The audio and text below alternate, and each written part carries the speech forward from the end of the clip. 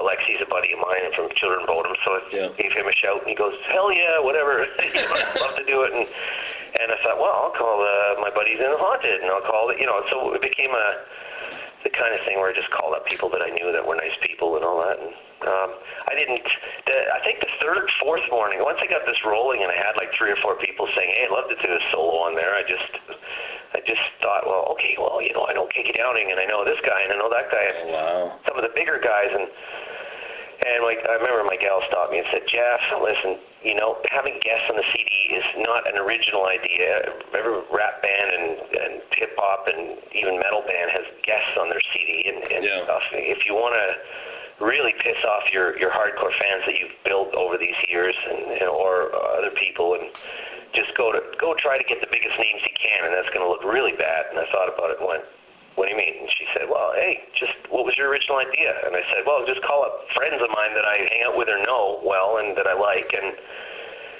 just stick to that formula. And so I did. So it was kind of an honest thing rather than jumping up, trying to grab all the big names to try to, because I know a lot of big name players, and I'm sure I could have got quite a few of them, even singers, to come on and do some songs. And it became kind of a little cash grab if I try to do that, And so I came back to earth after a few hours of thinking about that, and then I just stuck to what my plan was, call up, Willie from Lamb of God, and guys that I know like my music and I like their music. Okay. Yeah, anyway, so that was done at the end of the record, and it wasn't planned, it was just something, and most people said, oh, what are you doing? How the hell are you going to get the, 10, 11 people on your record and get the rights from the record companies and the managers and the bands and all that, and organize all this stuff in a month? And somehow I did it. They all said yes. None of them said, oh, we want lots of cash and all this. They said, sure, I'd love to do it. It'd be an honor, and it was an honor for me. Wow, that's good. So, yeah, it's not actually it's not a huge deal. I mean, it is to hold the CD and look at it and go, wow, how did I pull this off? Yeah, I can imagine. These are some amazing people, like playing one of my songs back and having Alexi Lego do a couple-minute solo on it. Of course, it hits you and you sit here and go, whoa, that's cool, because I'm a metal fan above everything else. But in reality, it's just another Annihilator record, and it's either a good one to some people or it's not so good to some people. Yeah, and you're bound to have that in every album you put out. What's that? You're bound to have that with every album that you'll put out. Oh, yeah, for sure. And then understandably, because even my favorite bands like Priest, Slayer, Maiden, Metallica, I don't know, Exodus, I can go through all those, my top favorite bands,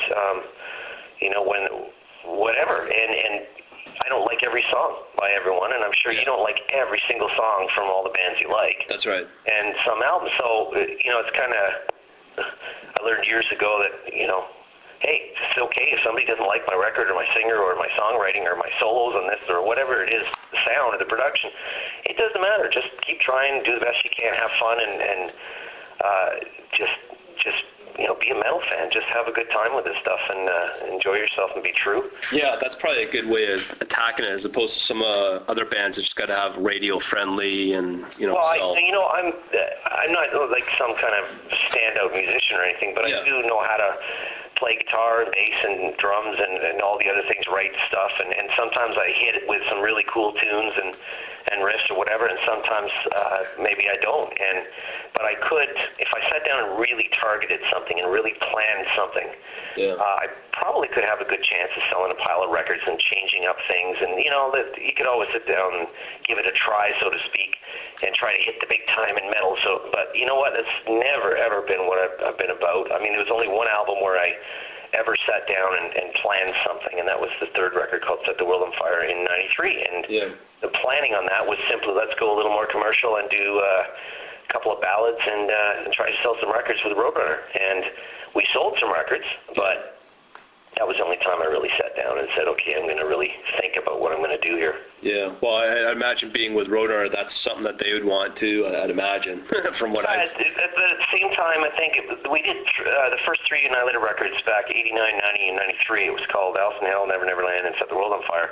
They were, Roadrunner was, they were, if it wasn't for them, the band would never probably have ever gotten past one album, if at all. And they just did such a great job back then, and obviously now too. But the first 2 records we did, Monty Connor, the A&R boss there, he he was starting out sort of like I was at the beginning. He was starting out with Roadrunner early, and I think we were the first band he signed on to Roadrunner. But it was, there was pressure from him because he wanted to have a good, first record with this new band he signed. Yeah. But other than that, there was, he was just on our side. He was just trying to get the best record he could get from us at the time, and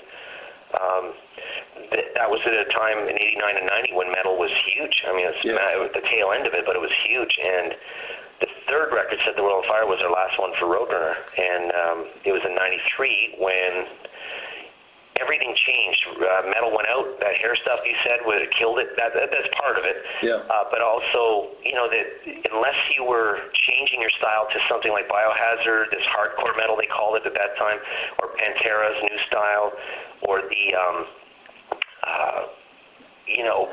Sepultura, this kind of stuff. If you weren't changing to that style, you were dropped, and 95% of the metal bands were gone. And at that time, we just put a record out called Set the World on Fire. We lost a lot of momentum in North America. I mean, almost all of it, because metal pretty much died for us. Yeah. And it was a big album everywhere else, but in the States, that was pretty much the end of our run in North America. It was a short 2-album run for us. But I don't know where the original question was, but I think I covered a bunch. Yeah, you did. That's good. No problem. For 2008, I missed one question. What made you decide to record a lot of the riffs on a ghetto blaster? Just the old way I used to do it, and thought I'd just try something different. I got